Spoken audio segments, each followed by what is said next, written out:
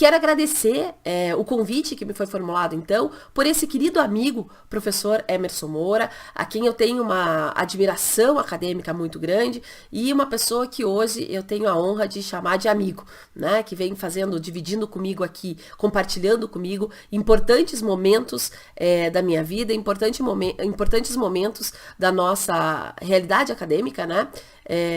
A gente vem travando discussões muito interessantes, notadamente no âmbito agora dessas alterações que a gente vem vivenciando, desse contexto maluco que a gente vem vivenciando, que é o contexto da Covid-19. Né? Esse contexto, então, para a gente entrar já na temática, é claro que é muito difícil falar hoje de qual vai ser o rumo que o Estado vai tomar ou qual vai ser o tratamento que vai ser dado a essa categoria de serviço público quando a gente está vivendo efetivamente um ambiente de absoluta complexidade, né? E como a gente não está ainda num ambiente, num momento de pós-Covid, quer dizer, nós continuamos falando, nós continuamos vivenciando a pandemia hoje, né? Estou falando dia 20 de junho de 2020, dia 18 de junho de 2020, né? Nós temos aqui uma grande dificuldade em estabelecermos quais são, né, um olhar de fora do que está acontecendo. Quer dizer, nós estamos imersos nessa realidade do Covid, e isso traz ainda uma maior complexidade na tratativa dessa temática. E eu penso que, para começar o debate aqui, uma ideia bastante interessante é perceber que, apesar de todas as tendências de minimização do papel do Estado, toda a tendência de flexibilização dos papéis desenvolvidos pelo Estado, desde que vem se produzindo no mundo desde a década de 90, nos parece que o ambiente da Covid relembrou a importância que tem os entes estatais na garantia, né, de necessidades coletivas. Não por outro motivo, o professor Habermas, na sua última entrevista ao Le Monde, acentuou o seguinte, diz ele: hoje vemos que, quando a necessidade é urgente, apenas o Estado pode nos ajudar. E essa ajuda do Estado, digamos assim, que é reconhecida pelo professor Habermas no atual momento, ela vem das mais diversas formas, tanto pensando em auxílios estatais, né? O Estado vem auxiliando a iniciativa privada, injetando dinheiro na economia, e se der tempo a gente trata um pouco disso mais ao final, mas injetando dinheiro na economia, então, através dos mecanismos de fomento, mas o Estado também vem tratando de mecanismos de redistribuição direta de renda, de mecanismos de transferência direta de renda, como tem sido feito com os auxílios e subsídios aí que o Estado vem garantindo para os cidadãos nesse momento da Covid. E isso não só no âmbito do Brasil, né, mas no âmbito do mundo todo, e daqui a pouco a gente vai tratar desses dados. Então é claro que nós identificamos uma atuação estatal no âmbito do fomento, no âmbito da assistência, mas por definição, né, o instituto através do qual o Estado intervém na esfera econômica para garantia da prestação de direitos fundamentais, da prestação, né, para garantia da prestação daqueles direitos que são tomados como direitos essenciais para assegurar aí o núcleo de dignidade de cada uma das cidadãs e cidadãos que vivem no mundo, o instituto por excelência adotado aí é o Instituto do Serviço Público. Né? Então, eu começo sempre minha exposição, quando eu vou tratar de serviço público, perguntando por que estudar serviço público hoje. Essa é uma pergunta que parece que no ambiente da Covid-19, no ambiente em que nós estamos acompanhando aqui a atuação dos estados, essa pergunta quase que se responde por si própria. Né? Mas se nós tomarmos os dados, então, que são disponíveis em termos de desigualdade do mundo, em termos de falta de acesso a bens jurídicos essenciais da vida em todo o globo, nós podemos dizer que estudar serviço público hoje ainda é importante porque não cumprimos nem mesmo as promessas feitas na modernidade. Né? Os índices de desenvolvimento humano que o Brasil apresenta, mas que vários países do mundo apresentam também, são índices que indicam que a intervenção do Estado ainda é absolutamente necessária para garantir a maior parte da coletividade do mundo, ou uma grande parte dessa coletividade, o acesso a bens básicos, a bens jurídicos básicos da vida.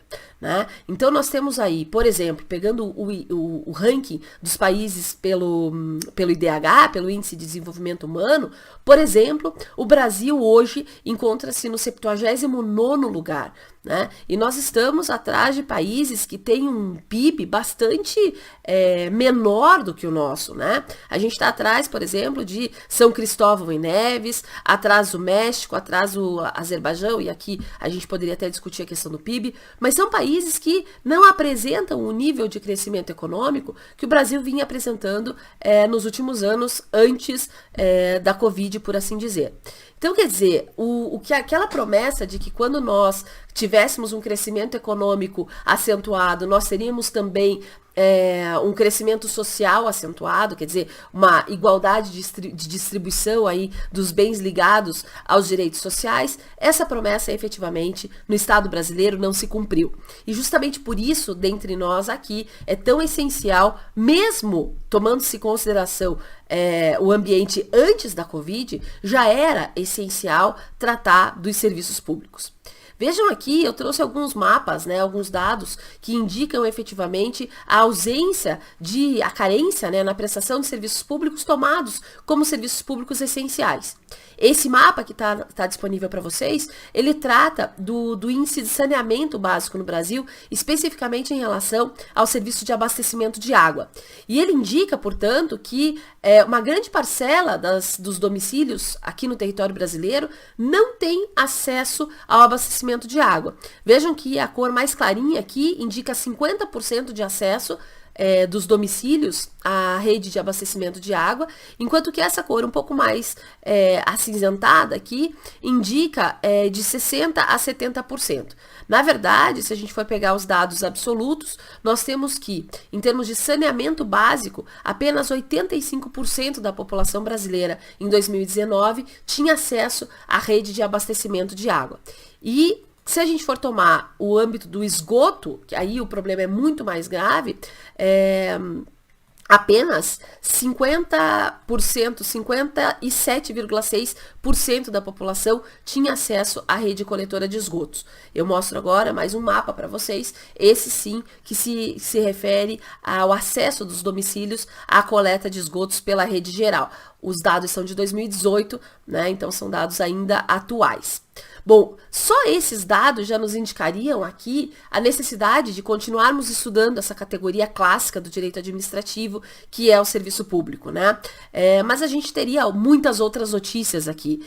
Está na tela para vocês o aumento que a dengue teve em nosso país, especificamente no meu estado, no Paraná, em janeiro desse ano, em comparação ao ano passado.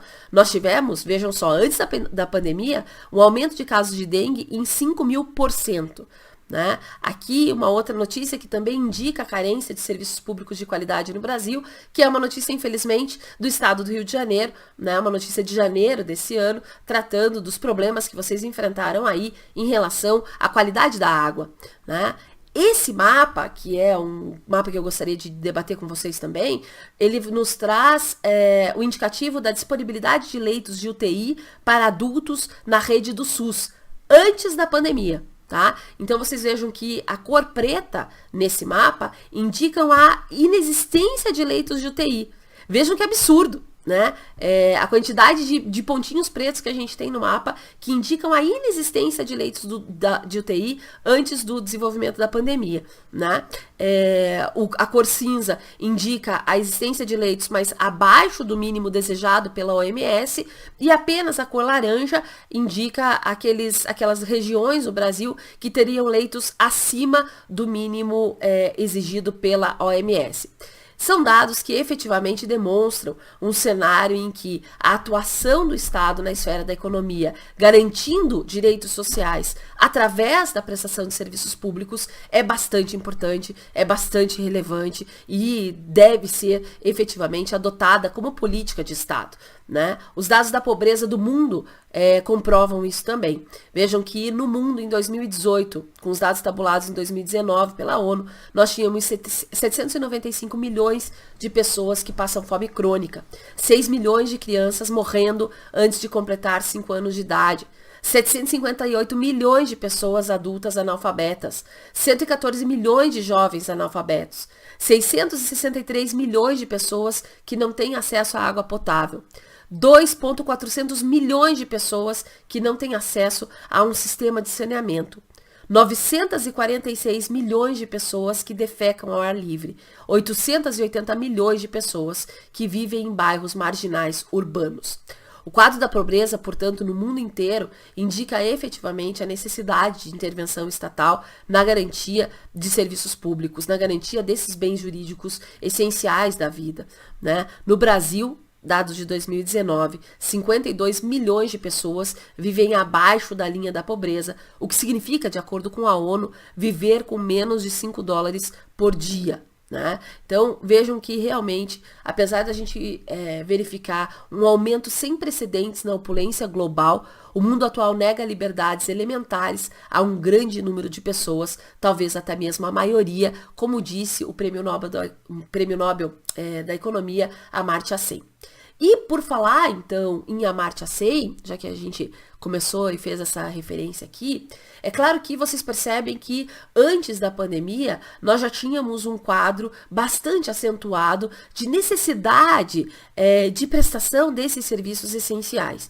E a pandemia o que faz é abrir ainda mais esse fosso da desigualdade no qual o serviço público pode atuar para minimizar o sofrimento da sociedade em relação a isso. Mas é claro que essa nova camada de desigualdade que é desnudada aí pela Covid-19, ela nos coloca diante de desafios que nos fazem pensar não só nos serviços públicos de cunho social, não só nos serviços públicos ligados efetivamente à garantia dos miseráveis, né, a garantia de uma vida mais digna para os miseráveis, mas também aqueles serviços públicos vinculados a uma perspectiva de desenvolvimento estatal na perspectiva multidimensional. Né? Então, o serviço público é um instituto que permite pensar o desenvolvimento, que permite aos estados garantirem desenvolvimento numa perspectiva multidimensional. Não só na perspectiva do desenvolvimento social, como eu falava, mas também na perspectiva do desenvolvimento econômico. Né? Nós sabemos que tanto no Brasil quanto nos países da comunidade europeia, o principal ator que vai garantir a implantação de serviços de infraestrutura é o próprio Estado. E eu estou falando aqui de malha rodoviária, estou falando de malha aérea, estou falando de serviços aeroportuários de uma maneira geral. Né? Então são serviços, energia elétrica, saneamento, enfim, são serviços que detêm aí uma forte ligação com a implantação das infraestruturas ou com a modernização dessas infraestruturas necessárias para se garantir crescimento econômico. Então, tratar de serviço público é tratar, sim, de desenvolvimento nessa perspectiva adotada desde a Declaração do Direito ao Desenvolvimento, lá em 1986, da ONU, até o ambiente da Constituição Federal de 88, que assegura, então, a obrigatoriedade do Estado implementar condições de desenvolvimento nessa perspectiva do desenvolvimento econômico, mas também, obviamente, na perspectiva do desenvolvimento social. Ora, quando a gente pensa nessa perspectiva mais ampla, portanto, se a gente for retomar aqui os Objetivos do Desenvolvimento Sustentável, que foram gravados pela ONU na Agenda 2030, a gente vai perceber que vários desses objetivos estão vinculados à prestação de serviços públicos, né? Como, por exemplo, o Objetivo 3, que é a garantia da boa saúde e do bem-estar, ou mesmo o Objetivo 4, que é a garantia de uma educação de qualidade, e assim sucessivamente, né? Água e saneamento no Objetivo 6, erradicação da pobreza no Objetivo 1, e assim, de uma maneira bastante abrangente, de certa forma, quase todos os objetivos estão vinculados aí a uma atuação do Estado, também na esfera da prestação dos serviços públicos. E não por outro motivo, pensar serviço público é realmente pensar em perfil estatal. Né? É claro que essa categoria ela vem delineada no mundo todo, basicamente desde o Estado liberal, desde um contexto do Estado liberal, mas ela tem um grau de importância acentuado no momento, né, no ambiente dos estados sociais, no ambiente de realização dos estados sociais, né, em que o Estado realmente toma para si o dever de garantir os direitos sociais em uma perspectiva prestacional. né? Então, essa parceria, esse reconhecimento do papel interventivo do Estado no ambiente da realização dos direitos fundamentais, notadamente aqueles de cunho social, se dá, é claro, com maior pujança, né? Com uma maior característica no momento dos estados sociais, naqueles estados que adotaram um perfil de Estado social e democrático, vinculado aí e pautado basicamente no princípio da solidariedade, né? Então, o que a gente vê a partir da década de 90, no entanto, é quase que um retrocesso em relação a esse perfil de intervenção direta do Estado na esfera econômica, um retrocesso em relação a esse perfil de um Estado prestacional e a tentativa de trazer à baila agora um modelo de Estado que, chamado por alguns aqui no Brasil, pelo professor Carlos Arissunto e tantos outros, na esfera internacional pelo professor Cassangi, por exemplo, pelo professor Arim Ortiz, por exemplo, que seria o Estado regulador. E nesse Estado regulador, em termos de modelo, o Estado se retiraria da prestação desses serviços, mesmo naquele campo dos serviços essenciais, e passaria a execução dessas atividades para a iniciativa privada. E aqui nós temos uma divergência de modelos que demandaria aí um outro encontro para discutir essa temática, né? Mas a gente vai desde estados que privatizaram o próprio conceito de serviço público e repassaram mesmo essas atividades para livre iniciativa, né? Admitindo aí uma atuação estatal tão somente decorrente do poder de polícia. Mas a gente vai também ter estados, como é o caso do Brasil, em que o Estado ele repassou a maior parte da execução das atividades de serviço público para a iniciativa privada, mas manteve consigo a titularidade dessas atividades. Então, por esse perfil, mesmo no ambiente de Estado regulador, é que nós podemos dizer que o conceito de serviço público, a noção de serviço público no Brasil, se mantém muito próxima àquela noção que nós tínhamos desde a concepção francesa de serviço público. Ou seja, o serviço público em última análise, ou pode ser visto ainda em última análise no âmbito da Constituição Federal de 88, como aquela noção discutida pelo professor Celso Antônio Bandeira de Mello, num livro absolutamente recente que ele lançou só sobre serviço público, é um pequeno grande livro que eu indico fortemente, em que o professor Celso Antônio Bandeira de Mello vai dizer: serviço público é a atividade material que o Estado assume como pertinente a seus deveres em face da coletividade, para satisfação de necessidades ou utilidades públicas, singularmente fruíveis pelos administrados, cujo desempenho entende que deva se efetuar sob a égide de um regime específico. E o professor Celso Antônio continua o seu conceito. Dessa noção, nós conseguimos retirar ou extrair, então, daquilo que está previsto na Constituição, especificamente no artigo 175 da Constituição Federal, que o serviço público se explica, né, ainda no Brasil, através de 3 elementos. Então, eu tenho um elemento subjetivo, né, que é o que indica que são atividades que serão titularizadas pelo Estado, que podem ser prestadas diretamente pelo Estado ou indiretamente por delegatários, e aqui um ambiente de parceria com a livre iniciativa, mas são atividades que remontam ainda à titularidade no poder público. Nós também podemos retirar desse conceito, dessa noção, em conjunto com o artigo 175 da Constituição, mas também em conjunto com o artigo 170 da Constituição, que o serviço público é uma modalidade de atividade econômica, em sentido amplo, e, portanto, está vinculado aqui, numa perspectiva material, ao alcance da dignidade da pessoa humana, numa perspectiva mais dogmática, a realização dos direitos fundamentais vinculados aos direitos sociais prestacionais aqui, né? Então, esse seria o segundo elemento, o elemento teleológico, o elemento material da noção de serviço público. E, por sua vez, o terceiro elemento que a gente pode retirar, então, de uma análise sistemática do texto constitucional é o regime de prestação desses serviços, né?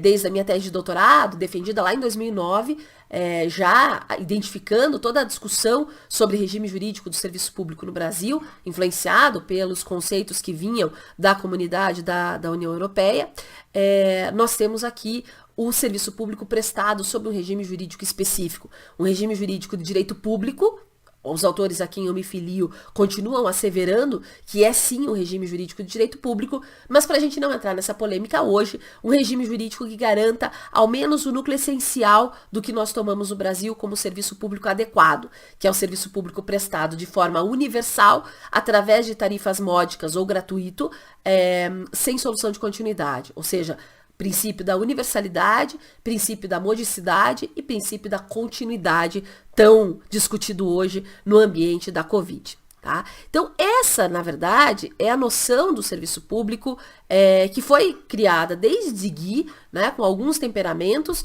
que chega na Constituição de 88, fazendo um salto gigante aqui, né, na Constituição de 88, e que, de uma certa forma, ainda permeia a compreensão que nós temos acerca do serviço público no Brasil até hoje. Claro que esse contexto, como eu falava, ele sofre grande interferência no ambiente da reforma da reforma do Estado, que se dá na Europa a partir de meados da década de 80, aqui no Brasil já em meados da década de 90. Né? Então nós temos aí essa noção revisitada de serviço público no âmbito da Comunidade Europeia, e aí nós já falamos de algumas outras categorias em que a União Europeia se baseia hoje para falar de serviços públicos, e eu vou chegar já a essa categorização. Eu só queria dizer que, antes de falar do serviço público no âmbito da comunidade, então, da União Europeia, eu só queria relembrar que a perspectiva do Estado regulador, ela realmente mantém a noção de serviço público com temperamentos, notadamente no que se refere ao regime jurídico da prestação desse serviço, mas acrescenta aqui algo que, mesmo para aqueles que são críticos a esse modelo de Estado, né, o professor Celso Antônio Bandeira de Mello, por exemplo, vai dizer que se o Brasil presta mal serviço público, ele regula, ele fiscaliza de maneira pior ainda, né, isso é uma frase conhecida do professor Celso Antônio. Mas mesmo para esses críticos a esse modelo de Estado regulador, é importante que a gente pontue desde logo que esse contexto que vem da década de 90, de criação das agências reguladoras no Brasil, nós temos aqui de positivo uma ideia de regulação que garante uma maior técnica, uma maior eficiência, uma maior qualidade no âmbito dos serviços públicos, né? É verdade que a partir da década de 90, com a reforma administrativa, principalmente a partir da emenda constitucional 19, 20 e todas as que vieram a partir daí, nós temos um contexto em que é exigido do Estado uma atividade de maior planejamento na realização dos serviços públicos, na realização, na elaboração dos orçamentos que se refere aos serviços públicos. Ainda nesse contexto de Estado regulador, é possível dizer, em termos positivos aqui, que se exige desde a década de 90, e muito mais desde o ano passado, a partir da aprovação do marco legal das agências reguladoras, uma análise de impacto regulatório no ambiente dos serviços públicos. Quer dizer, um momento em que o Estado desnude para a sociedade quais são os referenciais de planejamento em relação aos serviços públicos, de que maneira os regulamentos que vêm sendo editados para tratar dessa matéria, né, os marcos reguladores, de que forma essa regulação vai impactar em termos de realização desses serviços, abrangendo aí todos os benefícios que a sociedade terá, os riscos na prestação desse serviço, em suma, trazendo para o âmbito do direito administrativo e trazendo para o âmbito do direito administrativo do serviço público, de uma maneira geral, a ideia de que os princípios da precaução e da prevenção deverão nortear as políticas públicas nesse setor. Né? Esse discurso, né, essa discussão que a gente acaba de fazer é uma discussão que, sem dúvida, tem espaço no Brasil a partir da década de 90, a partir da interferência, então, desses elementos de um Estado que namora, um Estado que dialoga com essa modelagem do Estado regulador. E esses aspectos são aspectos bastante positivos, seja qual for a perspectiva de Estado que a gente indique ou que a gente identifique nessa Constituição tão plural que é a Constituição de 88. Mas esse é um contexto que, como eu falava antes, ele é um contexto que se repete ou que decorre, digamos assim, do âmbito do serviço público ou da noção do serviço público lá da União Europeia. Então, no âmbito da União Europeia, a gente teve, a partir da década de 80 já, a eleição de determinadas categorias que tinham por objetivo substituir o conceito e a noção de serviço público à francesa, né? Essa discussão é uma discussão muito interessante. Eu realmente acho que vale a pena a gente marcar uma segunda conversa, que pode ser, né, um bate-papo aí no webinar, sobre a noção do serviço público no âmbito europeu hoje. Mas, de qualquer maneira, é importante fazer referência a pelo menos 3 conceitos que a gente tem para discutir serviço público no âmbito da União Europeia. O primeiro deles, então, seria esse serviço de interesse geral. O que é o serviço de interesse geral? São aquelas atividades que tenham fins lucrativos ou não, que são consideradas de interesse geral pelas autoridades públicas da União. E por esse motivo são sujeitas à fiscalização e a obrigações de serviço público. Então a ideia de universalidade, modicidade e continuidade, por exemplo, aparece de maneira muito forte aqui no âmbito dos serviços de interesse geral. Dentro desses serviços de interesse geral, a gente tem uma especificidade que são os serviços de interesse econômico geral, que são aqueles serviços prestados em rede, né? Essa definição que está para vocês colocada, serviços de mercado que os Estados-membros sujeitam a obrigações de serviço público em função de critérios de interesse geral. Então, vocês vejam que, por essa definição, esses serviços, notadamente na área de energia elétrica, de transporte, de comunicação, eles foram assim definidos, né, para serem prestados em rede, e ainda que tenham características vinculadas a serviços de mercado, eles estarão subordinados a um regime jurídico específico, estarão subordinados aí ao que a Comissão das Comunidades Europeias, né, acaba chamando de obrigações de serviço público. E a gente teria aí um terceiro conceito, que é um conceito de serviço universal, que são serviços particulares, são serviços privados, mas que efetivamente, porque detêm vinculação com direitos fundamentais, porque estão vinculados a serviços de interesse público, por assim dizer, né? São serviços que vai ser feita, ou iria, né? Hoje já foi feita a transição para o mercado, e são serviços que estarão subordinados a um poder de polícia ainda forte do Estado, né? Sempre pensados em nível nacional e em nível de União Europeia. Então, dado esse contexto, né, e eu perdi aí os meus primeiros 25 minutos de exposição tratando desse contexto geral, o que a gente pode falar a respeito do serviço público essencial, então, e de como que ele está sendo colocado hoje no panorama da Covid-19, né? Como é que a gente vai tratar dessa sistemática no ambiente da Covid-19? Ora, para mim, assim, falar de serviço público essencial já é uma discussão que me coloca uma dúvida. Será que a gente precisa ter a categoria de serviço público essencial no Brasil? Agora, pensando no contexto nacional. Eu entendo que o serviço público no Brasil é serviço público. Ora, a Constituição estabelece uma restrição gigantesca à livre iniciativa quando determina que determinada categoria será subordinada ao regime jurídico de serviço público, né? Então, aquilo que é serviço público, aquela atividade que é tocada pela Constituição como serviço público, ela, de uma certa forma, sai do âmbito da livre iniciativa, né? E passa a ser regulamentada, ou mesmo na livre iniciativa vai ser fortemente regulamentada, justamente por quê? Porque está vinculada a um direito fundamental. Porque está vinculada a um direito social fundamental, porque está vinculada a um direito que garante infraestrutura no que se refere à garantia das condições de desenvolvimento.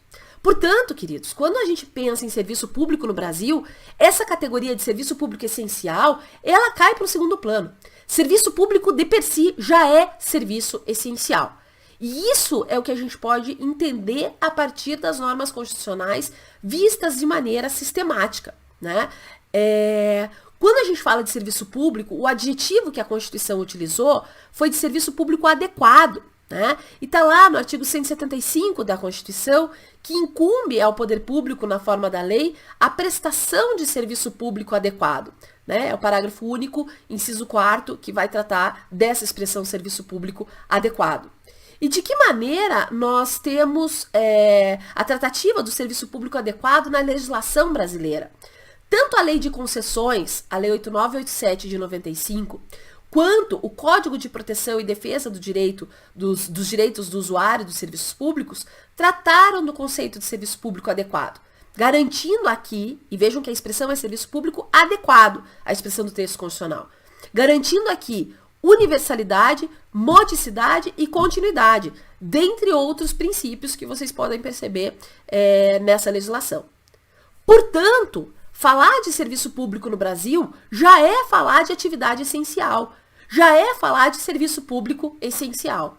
Quando a Constituição, então, trata de serviço público adequado e quando a legislação completa o texto constitucional, dizendo que serviço público adequado será aquele prestado sob as condições de universalidade, modicidade e continuidade, nós já temos aqui, de forma bastante clara e tranquila, que todo serviço público é essencial. Mas, Adriana, como assim? Se, afinal de contas, a gente tem legislação tratando de quais seriam os serviços públicos essenciais. Eu justifico isso para vocês da seguinte forma. Primeiro, antes da Covid, esses serviços, entre aspas, essenciais, foram regulamentados com essa denominação na Lei 7.783, de 89. Mas essa lei, como vocês sabem, ela trata do quê? Do direito à greve. Então, quer dizer, nós tivemos uma lei editada no Brasil que garantia determinadas prestações contínuas no âmbito da greve, no âmbito das greves, lá na iniciativa privada, né? E a partir daí começou a se dizer que, dentre os serviços públicos, a gente tem serviços essenciais. E parece que não é essa a melhor interpretação no contexto do cenário normativo que a Constituição Federal de 88 nos trouxe, tá? Mas, enfim, essa discussão volta à tona no ambiente da Covid, por quê? Porque aí sim, nós tivemos a Lei 3.979, né, que é de fevereiro de 2020, e que vai tratar de medidas em que haverá suspensão de certas atividades no Brasil. A gente está falando aí de isolamento, de quarentena, né? Uma matéria bastante conhecida hoje em dia por todos nós. Ora, em relação a isso, portanto, quando a gente tem a edição dessa legislação, nós temos uma retomada dessa discussão sobre serviços públicos essenciais. E essa discussão, ela tem lugar por quê? Porque equivocadamente, a lei, o Código de Defesa do Usuário do Serviço Público acabou por estabelecer um conceito de serviço público extremamente genérico. Vejam lá, o artigo 2º do Código de Defesa do Usuário vai dizer: serviço público é atividade administrativa ou de prestação direta ou indireta de bens ou serviços à população. Então, quer dizer, esse artigo aqui, ele é um artigo bastante genérico, que admite aí não só as atividades prestacionais do Estado, submetida àqueles três princípios que a gente vinha estudando até agora, mas também atividades administrativas, atividades de entrega de bens, quer dizer, por esse critério geral e amplo aqui do artigo 2º, toda atividade de assistência passa a ser serviço público. Quando o Estado vai para a rua, quando o município vai para a rua, através das suas fundações de assistência, e entrega comida para a população de rua, ele está realizando, por esse código, um serviço público. A entrega de medicamentos, de alimentos, seria um serviço público. E essa dimensão genérica do serviço público acaba por afastar os próprios princípios dessa atividade. Porque ninguém vai dizer que o cidadão brasileiro, da forma como a Constituinte estabeleceu, da forma como a Constituição estabeleceu os direitos sociais, ninguém vai dizer que o cidadão brasileiro tem direito subjetivo a que o Estado lhe entregue alimento, né? Não há esse direito subjetivo. De outro lado, todos nós reconhecemos que há um direito subjetivo do cidadão brasileiro a ter do Estado a prestação do serviço de saúde. Ora, por que eu estou falando desses dois cenários? Para a gente perceber que nem toda atividade do Estado será serviço público e que o serviço público, por sua vez, garante ao cidadão um direito subjetivo à sua prestação. E é exatamente isso que o Código não leva em consideração. Bom, diante desse contexto, dessa dificuldade do conceito trazido pelo Código, Vem então a Lei 13.979 estabelecer quais seriam no Brasil aqueles serviços e atividades que não podem parar no ambiente da pandemia, né?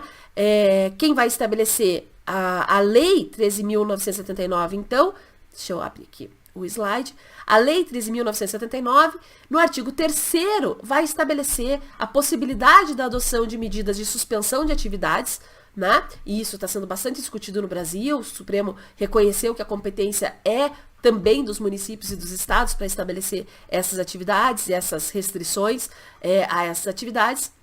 Mas a Lei 13.979, nos seus parágrafos 9º e 10º, e 9º, 10 e 11, vai garantir que mesmo se for adotada a técnica do isolamento e da quarentena, as atividades essenciais deverão ser mantidas. Tá? E aí, o decreto 10.282, que é de 20 de março de 2020, que já sofreu inúmeras alterações, vem descrever ou vem fazer um rol de quais seriam as atividades essenciais, portanto, que não poderiam ser restritas no âmbito da pandemia. Mas vocês vejam que bizarro, né? A gente tem lá como atividade essencial saúde, transporte, energia elétrica e gás canalizado. Beleza. Mas a gente não tem como atividade essencial saneamento e coleta de lixo, por exemplo, de acordo com o decreto. Né? E por outro lado, a gente tem como atividade essencial academia, lotérica, salão de beleza, por aí vai. Então, nós percebemos que o decreto não adota realmente um conceito de serviço público técnico para falar quais seriam esses serviços públicos essenciais. E me parece que justamente em relação a isso, o reconhecimento de que todo serviço público no Brasil é essencial é importante. E assim o é, por quê? Porque quando a Constituição tratou dessa matéria, como eu vinha falando, tratou como serviço público adequado. E assegurou a todos os serviços públicos, mesmo em termos de essencialidade ou não, quer dizer, assegurou o status de continuidade, universalidade e modicidade em relação a todos os serviços públicos. E é o embasamento que a gente vai utilizar aqui, tá? Muito bem, dito isso, então, o que nos parece interessante é trazer algumas reflexões que vêm sendo feitas em relação a esses serviços públicos, a esses serviços essenciais no direito comparado. Vejam que no âmbito da União Europeia, várias são as reflexões que vêm sendo feitas já durante a pandemia, e eu tenho aí reflexões de ordem que se referem à própria modificação na infraestrutura desses serviços públicos. Então, nós temos reações dos governos bastante acentuadas, notadamente no que se refere à área do transporte, né, porque a gente teve um déficit muito grande na utilização dos mecanismos de transporte público. Então, há uma reação dos estados da União Europeia para por um lado, garantir que o transporte público seja utilizado, né? E a gente tem aí algumas medidas de polícia que vão salvaguardar os direitos das concessionárias, como, por exemplo, estabelecer meios de restrição da utilização do transporte particular, né, para tentar trazer aí para o debate, para tentar trazer aí para o contexto uma volta, uma retomada aos serviços de transporte coletivo, vejam que interessante, mas também há, por alguns estados, a preocupação em se modificar o ambiente dos transportes coletivos, ou dos transportes de uma maneira geral. E aí nós temos vários estados investindo aí de forma muito, muito, muito acentuada na extensão das ciclovias, por exemplo, né? Outra discussão interessante no âmbito dos serviços públicos agora, no cenário da Covid, é justamente a reflexão sobre a alocação de investimentos em infraestrutura e os gastos sociais, né? Quer dizer, a gente tem aí novos projetos de infraestrutura que estão sendo pensados na área de serviços públicos, notadamente no setor de tecnologia, por exemplo. A China vem se colocando como uma referência, né, na vanguarda desses novos projetos de tecnologia ligados à infraestrutura de serviço público. Mas também a gente tem sempre o debate entre qual vai ser a prioridade aqui no âmbito do investimento, né? Se a gente vai ter, em termos de União Europeia, sustentação econômica para investir nas infraestruturas e de que maneira isso vai dialogar com a necessidade de investimento no plano da garantia da rede de proteção social dos cidadãos da União Europeia que se viram efetivamente debilitados em face da Covid-19. né? No âmbito do Brasil, essa questão da alocação de recursos em infraestrutura, ela aparece de uma maneira bem interessante, né? O CAD agora, 2 semanas atrás, deu uma decisão extremamente importante no âmbito do compartilhamento de infraestrutura, e isso efetivamente já reflete aí essa tendência de reflexão nova, né, nesse ambiente da Covid-19. Outra tendência que na Europa a gente vem percebendo bastante forte é mecanismos que garantam a atratividade do setor privado, do parceiro privado, no âmbito do serviço público. E essa é uma matéria que aqui no Brasil também tem se feito bastante, a qual tem se feito bastante referência. Vocês vejam que todas as notícias indicam, né, que a tendência do Congresso agora, passada a Covid, né, é retomar qual projeto? De um lado, o projeto de reforma tributária e de outro lado, justamente o projeto de saneamento, né, o projeto de lei de saneamento básico.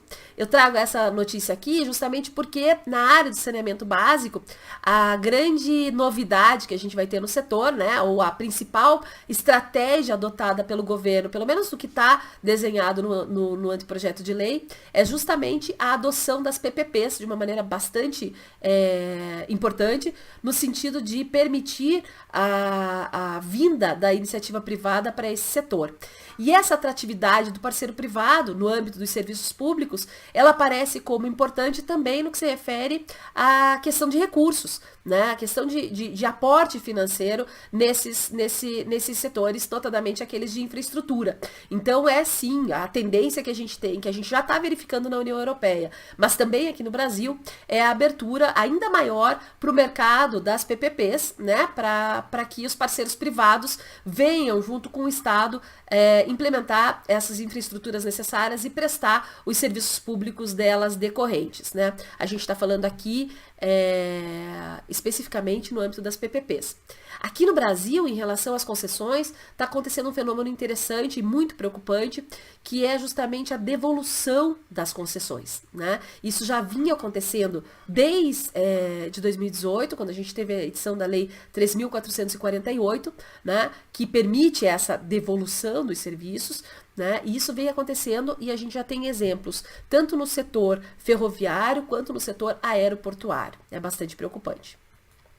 Uma tendência ainda no âmbito da União Europeia em relação a esses serviços públicos que vêm sendo debatidos agora no âmbito da Covid é a adoção, né, já que a gente vai ter que repensar muita coisa, se repensar a partir dos critérios de sustentabilidade. Bom, especificamente no Brasil, me parece que, de um lado, a gente tem uma atividade regulatória forte no âmbito dos serviços públicos, e eu vou chamar aqui de serviços públicos, não vou falar de serviço público essencial, tá? Mas no âmbito dos serviços públicos, uma atividade regulatória, a GV divulgou em maio uma pesquisa que até o começo de maio a gente tinha 205 atos normativos das agências reguladoras, né? Só do âmbito da Covid, de março até maio. E aí, claro, a Anvisa flexibilizando muitos procedimentos no que se refere à comercialização de medicamentos, ao ingresso de insumos, inclusive da esfera internacional aqui no Brasil, e essa agilidade que a Anvisa teve, essa flexibilização permitiu, então, um enfrentamento maior da pandemia. Por outro lado, o que nós estamos percebendo no âmbito das agências reguladoras aqui é uma flexibilização dos protocolos, né? Os autores têm tratado disso de forma muito crítica, no sentido de que hoje, através de acordos, né, feitos entre a agência reguladora e as entidades, principalmente da iniciativa privada, nós temos, a gente está deixando de lado a análise de impacto regulatório, a gente está deixando de lado determinadas medidas de fiscalização em prol da agilidade, em prol da necessidade urgente que se tem na tratativa de determinados temas. E justamente essa é uma tendência, né, que pode ser vista de forma bastante crítica, porque é aquela adoção do controle não por procedimento, um controle não feito através de um planejamento específico, mas um controle de resultados. O problema é que o resultado controlado pode já ter causado danos, né? E a utilização de certos medicamentos experimentais tem trazido um pouco esse cenário para a gente. né? Outra tendência bastante interessante é a colaboração entre as agências, né? Então a gente vê, por exemplo, no setor de transportes e da vigilância sanitária, né? A NTT com a Anvisa fazendo protocolos integrados de compartilhamento, de colaboração mesmo, né? Para viabilizar transporte de determinadas substâncias de maneira mais ágil, para viabilizar o transporte de pessoas doentes, para regulamentar a forma de transporte nas aeronaves, por exemplo, que são medidas que impactam diretamente na realização desses serviços públicos.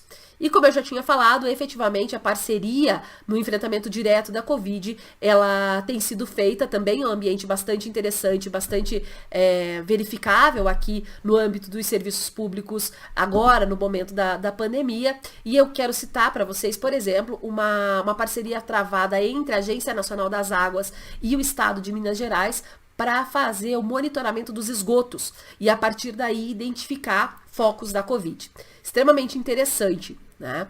Agora, o que a gente percebe duas coisas, assim, em relação a essas questões que eu coloquei para vocês, duas reflexões que eu ainda queria fazer antes de terminar o meu tempo. A primeira delas é essa experimentalização regulatória, que eu já tinha feito a referência, né? De que maneira, vejam, até a OCDE critica essa experimentalização regulatória, essa adoção de um critério de fiscalização por resultados, né, sem análise de impacto, e talvez isso possa ser visto de uma maneira bastante prejudicial para o atendimento do interesse público pelas agências reguladoras. E a segunda constatação, reflexão aqui que eu quero fazer com vocês, é que é curioso que a maior parte do que eu trouxe de reflexão para vocês em relação à atuação das agências reguladoras no âmbito dos serviços públicos é uma tendência que garante o quê? Que visa garantir o quê? Um alívio financeiro, principalmente para os prestadores dessa atividade, né? Então a gente tem flexibilização das regras de fiscalização, concessão de maiores prazos para adoção de determinadas medidas sanitárias e por aí afora. Então é efetivamente a garantia de um certo alívio financeiro aos prestadores das atividades, né? No âmbito dos transportes e por aí vai. Agora, a gente não vê com a mesma ênfase normas regulatórias editadas para a proteção dos usuários, né? Ressalva seja feita, principalmente no caso da Agência Nacional de Saúde, em relação ao serviço de saúde suplementar. E aqui sim a gente tem uma atuação importante da agência, no sentido de exigência de tratamentos fornecidos pelos serviços, pelos entes de saúde suplementar no Brasil. Bom, se eu tiver tempo aqui, a gente tá sem edição, eu tô há 48 minutos falando, talvez com a edição eu consiga ganhar uns 2 minutinhos aí. Só queria tratar aqui de 2 setores, aí sim, especificamente na área de serviços públicos sociais, né?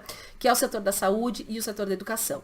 Vejam, toda a minha discussão com vocês é de que o serviço público ele tem que ser prestado num regime jurídico adequado, né? Que o serviço público no Brasil, pela Constituição, tem que ser um serviço público adequado. E o serviço público adequado, ele é serviço público universal, módico e contínuo.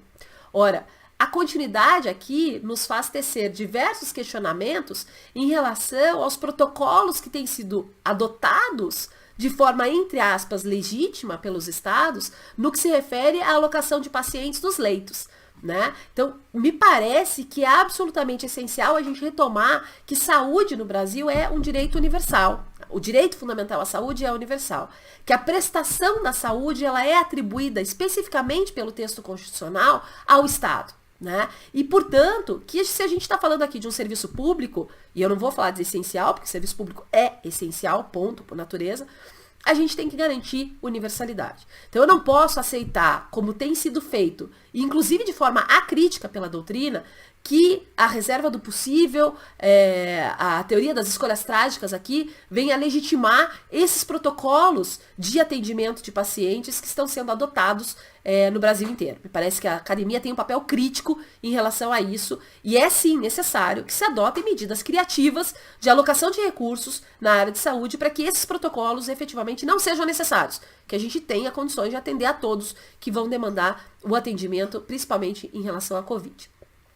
E a segunda questão que eu queria colocar para vocês, e aqui fica só uma reflexão para a gente pensar numa outra oportunidade, é justamente a discussão sobre o serviço de educação, né, as soluções que vêm sendo adotadas no Brasil, no que se refere à educação remota, né, e o fosso, de novo eu uso essa expressão, mas o fosso que existe entre a educação que está sendo fornecida no âmbito privado e a educação que está sendo fornecida no âmbito público. Né? Bato palma para todas as alternativas que têm sido adotadas pelos professores das redes municipal e estadual e mesmo das universidades federais em relação a isso, mas me parece que a adoção dessas estratégias e dessas alternativas tinha que ter sido melhor planejada pelos entes públicos, porque as crianças estão efetivamente se vendo privadas de uma educação de qualidade em muitos municípios e em muitos estados, principalmente educação básica e fundamental. Né? Não é uma discussão que não importa, pessoal. Mais de 80% da rede de alunos do Brasil em ensino médio e ensino básico e fundamental estão na rede pública, tá? Estão, portanto, sendo prejudicados diretamente pelo ambiente da pandemia, e é preciso pensar em estratégias de retomada da qualidade dessas aulas que vêm sendo ministradas e desse conteúdo que vem sendo ministrado no momento da Covid. Vejam que, além de toda a questão da qualidade, né, da dificuldade que se tem em ter um serviço de qualidade prestado de maneira remota no que se refere à educação básica e fundamental, eu ainda trago para vocês o dado de que no Brasil, mais de 25% da população, né, não tem acesso à internet. Então, como que essas crianças estão efetivamente tendo acesso a essas aulas? E não vou falar nem de todo o resto, né, que a gente tem aí quando a gente fala de educação e ambiente remoto, de todo o cenário que a gente tem de dificuldade de muitas dessas crianças terem acesso a essas aulas de uma maneira adequada. Né, casas que não têm condições, enfim. Mais uma questão que a gente poderia colocar aqui são as prestações que decorrem, né, do serviço de educação, porque a educação no Brasil, ela não garante só atividade educacional, né, atividade de ensino, pesquisa e extensão, mas, por exemplo, em relação às crianças da rede pública de ensino, nós temos